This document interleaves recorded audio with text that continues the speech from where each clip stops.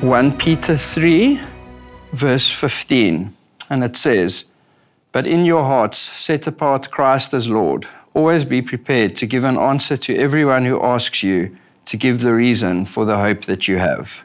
But do this with gentleness and respect."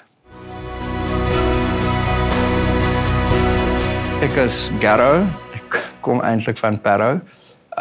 Ek is 41 jaar oud, ek is in geboudienste, getroud, 3 lieflike kinders, en ek hou van enigiets buite muurs of fisies. Ek het maar so half jonk van die spoor afgegaan. Ek kom uit 'n goeie huis uit, alles ma en pa is vandag nog getroud, maar ek het maar net my eie goedjies gehad. So ek is in standaard 5, wat nou graad 7 sal wees, is ek vir die eerste keer in die moeilikheid met die polisie vir verskeie goeters. Teen standaard 6 was ek alkoholist gewees, teen standaard 7 was ek 'n dwelmverslaafde gewees, en dit het soort van net erger geword daarvan af tot waar toe ek in standaard 9 was die verslawing al so erg dat ons het eintlik 'n dealer gehad wat pause tye na die skool, hy was soos 'n Mr. Delivery. So hy sou pause tye na die skool toe kom en vir ons by die hek kry, want anders het ons begin onttrekkingssimptome en goed al deur die dag kry. So my drug of choice was heroïne gewees. So ek het vir so 'n paar jaar na skool nog gewerk, en dan hou ek het tot op 'n punt, en dan verloor ek die werk, en dan kry ek weer iets anders en so aangegaan, en eventually life got unmanageable. So dit was, jy het nie meer blyplek nie, jy het nie meer familie nie, jy het niks, en dan eindig 'n ouma op straat op.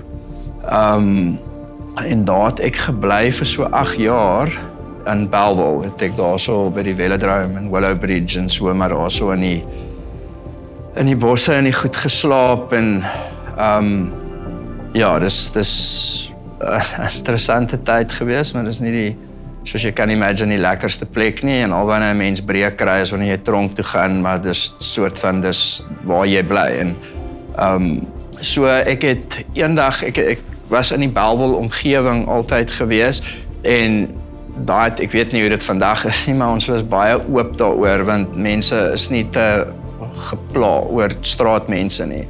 En daar so 'n bakkery op die hoek waar die twee hoofstrate in Bellville bymekaar kom. En ek sal nooit vergeet, ek het die eendag daar gesit en ek het gesukkel om 'n aar te kry, so dan, jy weet, die bloed het nou al geloop en ek sit, maar ek sien nou so half langs die hoofpad. En toe kyk ek op en toe kom daar 'n ma met haar dogtertjie, wat seker so 3 of 4 was, verbygeloop.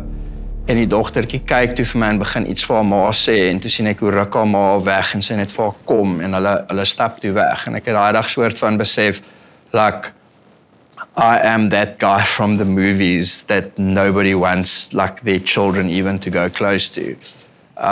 So daai het my, dis een van die oomblikke wat altyd vir my uitstaan, want dis een van die oomblikke wat ek finaal besef het, ek is nou die onderste van die onder, as mens dit so kan stel. Dwelms laat mens baie keer baie, hoe meer en hoe langer jy gebruik, jou kop begin swaalf nie altyd die mees realisties dink nie, as mense dit so kan stel. So ek en my daai tyd vrou wat toe ook swanger was met 'n kind, ons het toe besluit, maar sy is swanger en ons wil nou ons lewens uitsort. En op daai stadium was ek I was a full-blooded criminal at that stage. So ons het mense beroof en in huise ingebreek en karre gesteel, en dit was nou maar die lewe. En ons het toe besluit, ons ken hierdie ou paartjie, en die man is klaar bedlêend en die vrou is nie ver agter nie. So ons het hierdie briljante idee gehad, waar ons gaan nou na die mense toe gaan. So ek het 'n panga gehad, en ons het toe nou by hulle gaan kuier, en die plan was so half, ons gaan wag vir die regte oomblik, en dan gaan ons nou vir die man en die vrou na die volgende lewe toe stuur, en ons gaan dan hulle kar vat, hulle goed gaan verkoop by Cash Crusaders, al daai geld vat, en dan gaan ons nou ry na 'n klein dorpie toe met medikasie, en ons gaan 'n nuwe lewe begin waar ons nie dwelmverslaafdes is nie. Gelukkig het mense vir ons gesien, ingaan daarso en hulle het geweet die polisie soek vir ons op ander klagtes wat teen ons was. En hulle het toe vir die polisie gebel. So hier staan ek in die vrou se gang met my panga en ek is soos raad. As jy nou inkom, dan kap ons vir jou en dan kan ons na die kamer toe gaan met jou man lê daar, so dis fyn en toe is daar klop aan die deur. En toe hoor ek nog, Wesley, dis die polisie, steek die panga weg, polisie kom in, hulle gaan ons arresteer en so. En toe is dit vir my, soos dis ook nog 'n oomblik wat ek nooit sal vergeet nie, toe die polisie ons nou wil vat, toe sê die vrou vir hulle, is ook 'n Christelike vrou, toe sê sy vir hulle, "Shay, maar kyk hoe lyk die kinders, kan hulle nie eers iets eet nie." En toe is dit vir my so, it was such a surreal moment that like, we've just broken in here to kill you and you're inviting us to breakfast. En hulle het ons boeie afgehaal en ons twee met die vrou en die twee polisiemanne het toe gesit en ontbyt geëet.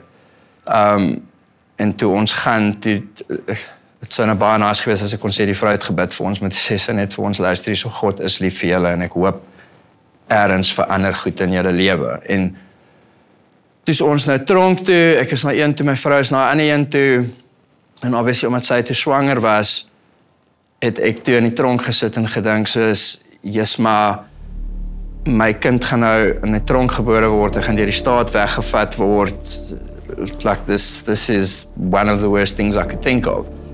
En gelukkig, omdat ons polisie nie altyd die beste is nie, na 2 maande was ons uit.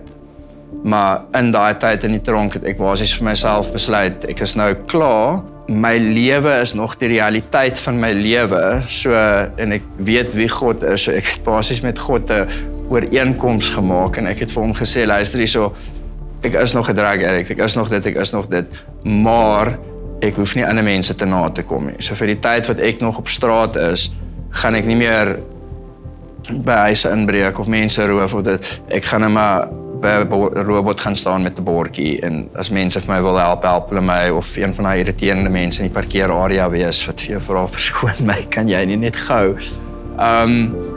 En dit was toe my realiteit vir die volgende 2 jaar. En na 2 jaar begin jy later aan dink soos, Jesus God, I'm trying, like really I'm trying.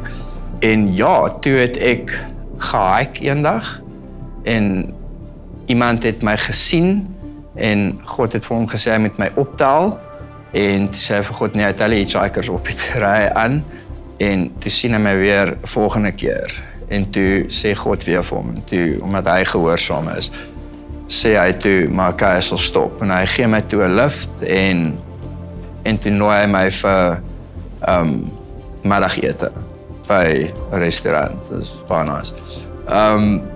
En ons het toe gaan sit en gaan praat en om 'n lang storie baie kort te maak, want het meer as net 1 keer gepraat gevat, het hy toe vir my gevra, maar wat soek ek? Soek ek help of soek ek geld?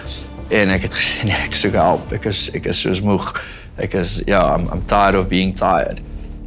Maar ja, ek het toe na 'n restaurasiesentrum toe gegaan, daar so weer vir God ontmoet en 'n pad begin stap en ja, daarvan af het dit net soos, ek wil amper sê vorentoe gegaan, baie challenging tye gehad, maar my manier van cope met die lewe het verander. Van die restaurasiesentrum af is ek toe na, hulle noem dit 'n halfway house, 'n soort van veronderstel om die brug te wees tussen jou ou lewe en jou nuwe lewe, waar jy nou 'n bietjie skills en goed leer. En ek wou altyd oor see gegaan het, maar obviously met my lewe het ek nooit gegaan nie, en omdat ek 'n aansienlike kriminele rekord het, sal geen land my toelaat nie. En daar kom toe 'n moontlikheid vir werk, maar die werk is om oor see te gaan. En ek sê toe, maar daar is 'n manier, ek sal dit kry nie hier en hier. En hulle sê toe, maar sit maar net die papiere in en gaan maar net vir die onderhoud. Toe gaan ek vir die onderhoud en iets het gebeur waar die mense wat die onderhoud met my moes gevoer het, kon nie opdaag nie, so die eienaar van die maatskappy het my toe self die onderhoud met my gevoer. En ek probeer maar 'n eerlike mens wees, want ek glo, lieg maak net probleme vir jouself. So toe ek nou in die onderhoud sit, hulle sê, jy weet, vertel my van jou en wat, toe sê ek, luister, laaste 15-20 jaar was hierdie my realiteit, in en uit by die tronk, En toe draai die ou om te sê vir my hy waardeer my eerlikheid en sy seun het ook so 'n tipe paadjie geloop, maar gelukkig het hulle die geld gehad om dit vroeër te vang en reg te kry. So van hom af is dit 'n ja, ons sit die papiere in en ons kyk wat gebeur. En omdat dit vir oorsee is deel van is in die sekuriteitsbedryf gewees, was deel van die papiere wat jy moet insit, jou police clearance wat Pretoria toe gaan, jy moet lie detector test doen en sulke goed. En dit is vir my so weird, ek het my papiere ingestuur Pretoria toe, ek het in die lie detector test vra hulle vir jou, een van die goed is like, do you have a criminal record? En my antwoord was ja. En toe die papiere terug, so ek het vir my mentor gevra voor, as ek nou onderuit te gaan, moet ek eerlik wees, en hy het, what does the Bible say? The Bible says be honest, cool, be honest. So toe is ek nou eerlik met die ou. En toe my papiere in Pretoria van Pretoria af terugkom, toe wys dit, ek het 'n skoon kriminele rekord. Dus ek sê, this makes no sense at all. Toe gaan ek na by mentor, toe sê ek, look here. Toe sê hy vir my, ja, it's biblical. Toe sê ek, what do you mean it's biblical? Toe sê hy vir my, well, the Bible says that love holds no records of wrong, and God's love has just wiped out your record of wrong. Maar ja, ek het toe die werk gekry, ek was toe oorsee vir die volgende jaar en 'n half, en so het ek bietjie die wêreld gesien en op bote gewerk en so aan, en toe kom ek terug hiernatoe, begin werk, my vrou ontmoet, wat ook 'n hele ander baie nice storie eintlik is, want dit is ook God wat daar vir my gegee het en nie ek wat daar gekies het nie, so dis daarom ek weet ek het die regte vrou. Ja, en vandag het ons klein familie, ons het 3 kinders, sy hou nog van my so ver soos wat ek weet, so happy. Omdat ek 'n ander kant van die lewe af gesien het en 'n ander kant van God gesien het, I think my frame of reference is very different to most people's. Soos waar ander mense nou 'n swaar maand sal hê en 'n bietjie skuld ingaan en dink soos, ag, dis vreeslik, soos ek soos, ek weet ek het nie al hierdie goed nodig nie. Ek wil dit vir julle gee omdat julle my familie is, maar soos ek weet ek kan klaarkom met niks nie, want ek het vir 8 jaar op straat klaargekom met niks nie. Ek het nou die dag gehoor iemand stel dit so mooi te sê hulle God is ewe lief vir almal, maar sy verhouding met almal is nie dieselfde nie. En dis so half soos, ja, God is ewe lief vir ons almal, maar hoe ons verhouding met hom is kom baie van ons kant af. En ek dink, jy weet, jy kry mense wat hierdie roete loop en na 20 jaar sê hulle nog eens dag vir dag. En ek is soos, nee, ek is bevry. Ek is dis nie my identiteit nie. En alhoekom ek arrogant genoeg is om dit te sê, is omdat ek, because I know I'm rooted in God. Because as much as I can say that, I know that if I don't keep God as my center, then that's very possibly on the cards for me again. So ek dink, omdat ek weet waar ek staan met God, ek weet waar ek staan met my vrou, en ek is oop met almal, so almal weet ook waar hulle staan met my, en ek was in die bevoorregte posisie, wat ek weet mense is nie my vriend, omdat ek my lekker kar het, 'n groot huis het, of baie geld het nie. I know that everyone that's in my life is in my life because God's put them there and that they're there for me, because I can't offer them anything other than myself. So dis vir my baie nice, en dis ook bevrydend op sy eie manier. Besoek YouTube en tik in God se krag in my krisis. Subscribe tot ons gratis kanaal vir nog stories van hoop.